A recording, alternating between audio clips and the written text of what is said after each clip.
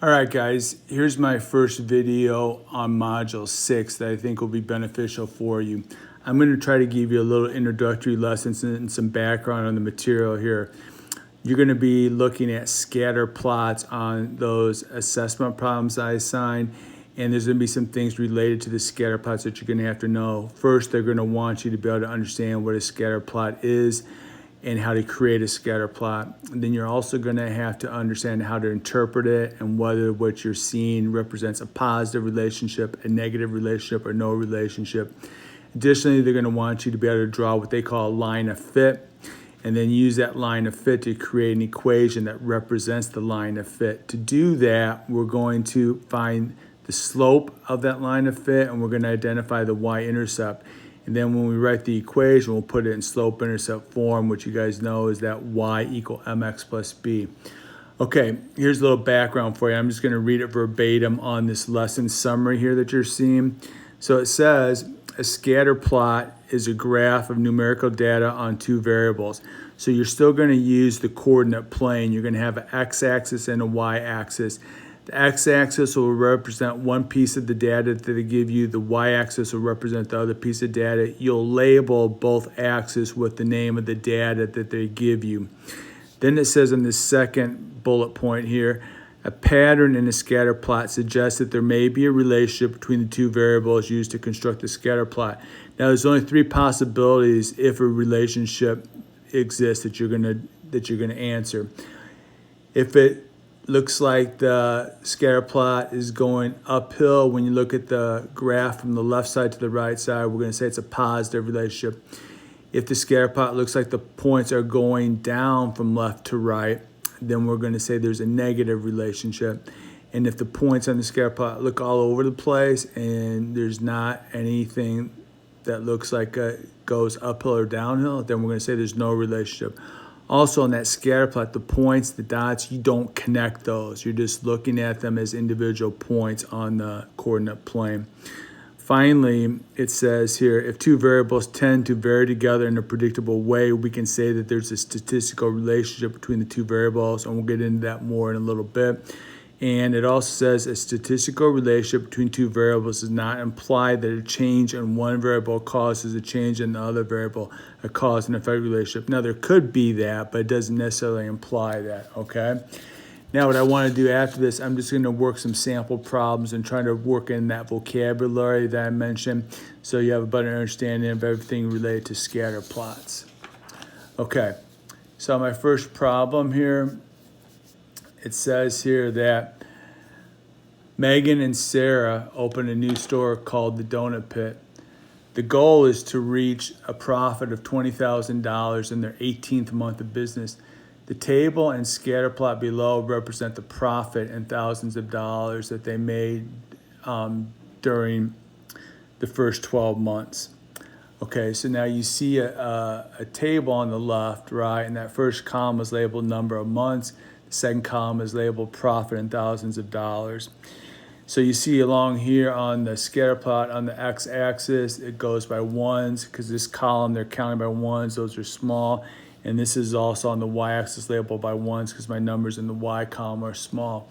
Now, I created this scatter plot for you. There were no dots here. So what I did on this first ordered pair, x is 1, y is 3. So I started at the origin. I went out to 1. And then just went up to 3, just like we normally do, put the point. Second point, 2, 2.5. So I start at the origin, go on the x-axis to 2, then go up to 2.5, put that point. Third order pair, x is 3, y is 4. Start the origin, go out on the x-axis to 3. Once you get there, you stay on that line on your graph, go on until you go up to 4, put a dot, and so on. Now, once you get all the dots plotted, do not connect those. The lines that I've drawn for you here, those are called lines of fit. Now, one of them is a good line of fit, one of them is a bad line of fit. I want to show you examples of both. Now, when you're drawing your line of fit, you're going to try to draw it so it intersects at least 2 points in your scatter plot, and you also want to try to have a balance of about the same number of points above the line of fit as below the line of fit. Now, if you look at this green one, I started here at the origin, and I drew the line of fit through this other point. So I thought, oh, that's two pretty good points. That's what I thought initially. But then on my remaining points, look, I only have 1, 2, 3 points below this line of fit, and above it, I've got that green point, this 1, 2, 3, 4, 5, 6, 7. That's not a real good balance, 7 and 3. So I just thought, well, maybe I can get one that's a little bit better than that. So I tried to make a second one with this black marker here. I used this origin, and I tried to make it cut through that point there. Now by doing that, I thought it might be a little bit more representative because I've got 1, 2, 3, 4, 5, 6 points below. And then above, I've got 1, 2, 3, 4. So that's a little bit better balance. But anyway, you'll get the hang of that. You just don't want to draw the line of fit so you've only got like 1 point above and like 9 below, or 1 below and 9 above. Try to balance out best you can, all right? So on question A, it says construct the scatter plot on the graph above for the number of months X and the profit Y. I've done that. Then B, it says, do you think that there's a statistical relationship between the number of months and profit? If so, describe the relationship. All right, I think there is. So when I'm looking at the scatter plot, I'm looking at it from left to right, and my line to fit helps me. It looks like the points, the dots are going uphill from left to right. So when they go uphill like that, we say that's a positive relationship. So what is the relationship? Well, it looks like every month that they're in business, their profit is increasing, right? So that's a real positive thing that, you know, the longer they own the business, right, they're making more money. So that's my description of the relationship here. All right, now part C says, how would you explain the relationship between the number of months and profit? Well, that's real similar to this other question. I kind of already answered it. My answer was, right, that each month their profit is increasing. So it kind of looks like we can predict that, 16 months, they're even going to be more profitable than they are currently. All right, so now I'm going to the next page of this. Question D says this, draw the line to fit through the data points that represent the trend in the data. I did that already. I showed that to you. Find the equation of your line. Right, so we want to use this form, which I told you, y equal mx plus b. So I got to find two things. I've got to find the slope, and I've got to identify my y-intercept. So that's where your line of fit is really important. You want to make sure, to the best of your ability, that if it's at all possible, your line of fit intersects 2 points on your scatter plot. Now, that might not always be possible, but if you can, then those are the 2 points you kind of want to use, right, to find your slope. So I'm going to use the origin, right, and then I'm going to use my second point, which I show you kind of over here. I'm not using the origin. Sorry about that. I'm going to use the point 2, 2.5, and the second point I'm using is 7, 7. So when I sub in, y sub 2 is the 7 minus the y sub 1, 2.5. My x sub 2 is this 7 minus my x sub 1 of 2. So subtracting the numerator, 7 minus 2.5 is 4.5. Denominator, 7 minus 2 is 5. Now when I simplify that, 4.5 divided by 5 is 0.9. So my slope, right, is 0.9. Now remember, that line of fit started at the origin. So I know then that my y-intercept, that line of fit's crossing right at 0. So my b value is going to be 0. So when I sub that into the equation, it says right here, you can see y equals 0.9x plus 0, which simplifies to y equals 0.9x. All right, so I've got my nice little equation here, right? And I'll rewrite it here, y equals 0.9x. All right, now question E says, based on your equation, which is this one right here, find the profit after 18 months. And remember, the x-axis is months. So we're going to sub that 18 in for x, and I show that to you here, right? So I have y equals 0.9 times 18, right? And that gives me y equal to 16.2. Remember that y-axis is thousands of dollars. So the 16.2 represents $16,200, and that's the profit after 18 months, right? Now, the last question says, will Megan and Sarah reach their goal of $20,000? Justify your reasoning. Well, I say no, but they will be close, and that scatter plot shows a positive trend. So the business is making money. Now, remember what I told you. If you picked 2 other points, right, off your scatter plot that were close to line of fit, you might have 2 other points here. So like your friend, right, somebody else in the class, they might get a slightly different answer than you because they might have used 2 other points. Remember, it's not a total linear relationship like we're used to seeing. This is representing real world, real life data. So if, right, my points are different and I got a slightly higher slope here, right? When I simplified this, suppose I had a little bit bigger number in the numerator. It was like 6.5 divided by 5. And I get like a 1.2 here or 1.25. Then when you take 1.25 times 18, you're going to get a higher profit. So then you might have said yes, that they're going to reach their goal of $20,000. But that's why I'm saying, you know, on my little answer here, no, but they're going to be close. And the scatter plot shows a positive trend. So they're going in the right direction. The business is profitable. So please understand that when you create the equation, your equation might be slightly different than your friends or your classmates, right? Because it's going to be dependent on what 2 points off the scatter plot you select to find your slope. All right, so I'm going on to another problem now.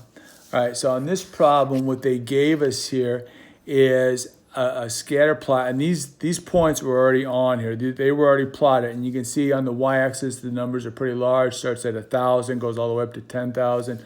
On the x-axis, they're small, starting at 1, going out to 15. Now, the problem here says, I'm going to read it to you. Don't know if you can see it all, but it says, the Burgess family took a 15-day vacation to Southern California and visited several popular theme parks during the trip. The graph shows the amount of money the Burgess family had remaining at the end of each day of their trip. Question 1, describe the association between the 2 variables. 2, write an equation for the line of best fit. And 3, use this equation to predict how much money the Burgess family will have at the end of day 18 if they extend the trip. All right, so the first thing I did, I got my straight edge here, and I lined the straight edge up with this point, and then I tried to line it up with this last point here, right? And then I drew it straight. All right, so I got a nice line to fit. Now that you can see here that these dots are super close to my line of fit, right? This data is going to be a little bit easier for us to work with than that previous problem. So I'm circling this point. That's going to be my point 1 that I'm going to use to find my slope in a second. This is going to be my point 2. Identify this point. This is where x is 3, y was 8,500. This point here, the x was 15, the y is 3,000. All right, so I write those out again for you here. I show you the slope formula again. M equals y sub 2 minus y sub 1 all over x sub 2 minus x sub 1. So when I sub in, so point 2, I go to the y value, which is 3,000, minus y sub 1, go to point 1. That value is 8,500. Sub that in. Denominator, x sub 2, I go to point 2. The x value is 15, minus x sub 1, which is 3. So now I'm simplifying that. So my numerator, 3,000 minus 8,500 is negative 5,500. 15 minus 3 is 12. When I simplify that, I get negative 458.3 repeating. Now, that's my slope. Now, on this graph here, right, remember the y-intercepts where that line of fit's crossing the y-axis. It's crossing right here at 10,000. So that's my B, and I show that to you here. So my B is 10,000. So now when I go and write this equation here, I'm going to sub in, right, the negative 458.3 for M, the 10,000 for the B, and it's going to look something like this, right? Y equals negative 458.3x plus 10,000. All right, so now I got the equation. Now it says use the equation to predict how much the family will have at the end of day 18 if they extend the trip. So remember, the x-axis is days, so I'm just going to sub in the 18 here for x. So when I multiply negative 458.3 times 18, I get negative 8,249.9 repeating, plus this 10,000, which simplifies to 1,750.1. Okay, so then if they extend the trip, they're going to have $1,750.1 left if they extend it. Okay? All right, moving on. So my next problem here I want to show you says the table gives data regarding the number of oil changes every 2 years to the cost of car repairs. So what this is saying, like, if you have 3 oil changes in 2 years, you're going to end up having $300 worth of car repairs. If you do 5 oil changes, you're going to have $300. 2 oil changes, $500 car repairs, 3, 400, etc. Right? So I'm plotting these points. All right. So what I had to do here, I actually had to label. There were no numbers on the x-axis. There were no numbers on the y-axis. So I saw, right, the oil changes, those are small. So on the x-axis, I could count by ones. The number, the dollar amount on the cost, those are kind of larger numbers, right? So you see on my y-axis, I'm counting by 100s. Now, I'm just going to plot these points. So 3, 300. So I start the origin. I went out to 3, stay on that line, there's 300. Next one, 5, 300. Start the origin, go out to 5, also go up to, oops, that's supposed to be down here at 300. All right, that's the wrong point there. All right, so 2, 500. All right, that point's right. 3, 400, etc. All right, so I got all these points here, and then I want to draw a line to fit. So I was just kind of estimating where I thought would be good. So I just tried to make it go through this point and this point. So I had my straight edge out. I made sure it connected it, right? And then I got some points above and some points below. This was kind of a tougher one to get. So that's a decent line of fit. Maybe it could have been a little bit better. Maybe I should have used that point and one of these points and made it go a little bit more, a little steeper. But you get the drift on this, I hope. All right, so I got this. It says, question A, draw a scatter plot to determine if there appears to be a linear relationship between the number of oil changes and repair costs. So I got the scatter plot, I got the line of fit. And look, when we look at this scatter plot from left to right, it looks like there is a relationship, right? That's going downhill. It looks like a negative relationship, right? All right, so then when it says predict the repair cost for any number of oil changes, for me to be able to predict any number, I got to get an equation, right? So I'm going to get that equation again in slope-intercept form. And there it is, y equal mx plus b. So I got to find slope. There's the formula. You got to pick 2 points off of here, all right? I picked, right, you can see here, 4, 400, and I picked 10, 0, right? This 10, 0 comes from right here. If you do 10 oil changes over 2 years, you're not going to have any repair costs. I'm right here is what that means. 10 oil changes, $0 in repair costs. So I picked it, all right, because that's going to be easy math for me, and you guys know that. So when I sub in, then y sub 2 is 0, minus y sub 1, which is 400. X sub 2 is 10, minus x sub 1, which is 4. 0 minus 400 is negative 400. 10 minus 4 is 6. That simplifies to negative 66.6 repeating. Now, on the y-intercept, that's where it's crossing the y-axis. So when I look at my line to fit, it looks like it's crossing between 600 and 700, so I'm estimating it about to be 650. Maybe it's a little higher. Maybe I could have said 660. So that's an estimate, all right, where I say B is 650. So when I sub in now, I'm replacing, right, the M with that negative 66.6, repeating. So I've got y equal negative 66.6x plus 650. So now I can predict the repair cost. If I know the oil changes, like if somebody tells me, 3 oil changes, I put 3 in for X, do the multiplication, get a number, add 650. If they give me 5 oil changes, I can predict what the repair cost will be, all right? All right, so let's move on. So now I'm going to summarize a few things for you, all right? So if you look at this, it says below is a scatter plot of data on shell length in millimeters X and age in years Y for 27 lobsters of known age. Using the questions at the beginning of this lesson, don't worry about this, just write a few sentences describing the possible relationship between X and Y. I want you to look at this scatter plot, I want you to see it, and I want you to see what they say here. Here's something possible that you could have written. It says, there appears to be a relationship between shell length and age, but the pattern in the scatter plot is curved. Now, it's important that you kind of look and see that the pattern is curved, right? If it's curved, then that's a non-linear relationship, and that's why I'm showing this to you. This is kind of important, right? That you can have, a linear or a non-linear relationship. Okay, so nonlinear is not bad. It's just that if the scatter plot looks more curved in nature, you're going to say nonlinear. If it looks like it's kind of more straight on your line of fit, it would be very difficult for me to get a line to fit here. So if it's curved, then it's a nonlinear relationship. So I just wanted to point that out to you. Okay, all right. A couple other things. I'm almost done with my video for you. All right. So here's my little summary again, right? When constructing a scatter plot, the variable that you want to predict, right? The dependent variable is always going to be your y variable, and that's the vertical axis. You guys know that. The independent variable, the variable that's not changed by the other one, goes on the horizontal. That's your x-axis, and usually you can kind of tell what that's going to be based on the information given on the table, right? Like when we had oil changes and dollar cost. The repair cost, that was the dependent, because the cost of the repair is dependent on how many oil changes you had, right? A line that describes the relationship between a dependent variable and an independent variable can be used to make predictions, right? We did that. That's your line of fit. You got three possible relationships when you look at it from left to right. It's going to be a positive relationship, a negative relationship, or no relationship. All right.